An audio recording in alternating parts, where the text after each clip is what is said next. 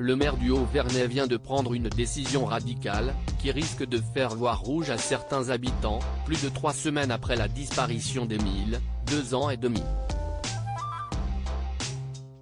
La disparition d'Émile obsède le Vernay depuis le 8 juillet dernier, date à laquelle ce petit garçon de 2 ans et demi a échappé à la vigilance de ses grands-parents en fin d'après-midi. L'enfant, issu d'une grande famille qui était réunie au Vernay dans les Alpes de Haute-Provence ce jour-là est depuis introuvable et forcément la vie de ce village tout entier s'en trouve impactée. D'abord, l'émotion est palpable bien sûr suite à la disparition de cet enfant.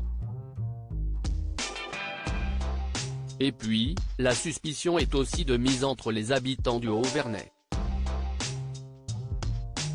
Mais si est aussi la vie dans son aspect pratique qui a connu quelques bouleversements dans ce lieu si reculé.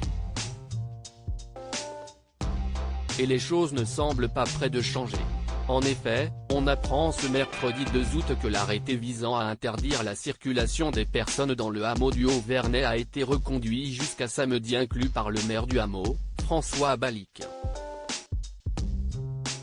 Le hameau restera ainsi interdit à la circulation, le temps que l'enquête ouverte après la disparition d'Émile se poursuive dans la commune, relatent nos confrères du Figaro.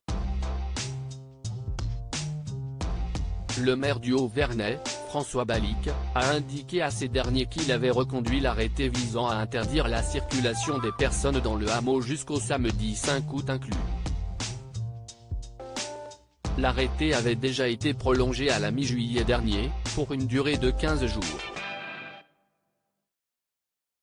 Et ce pour assurer le bon déroulé à cette enquête qui piétine depuis plus de 3 semaines.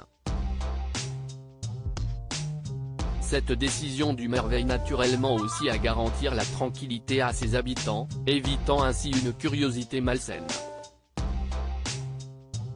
Mais on entend déjà certains habitants grincer des dents à cette annonce. Si ce choix du maire vient à protéger le Haut-Vernay d'un tourisme malveillant, certains qui viennent travailler au Vernay en voiture s'étaient plaints.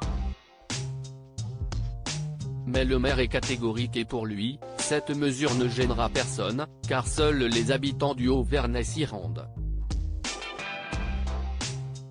Il n'y a pas de champignons ni d'animaux, pas d'épicerie non plus, rien qui motive de s'y rendre autrement que pour rentrer chez soi, avait-il décrit.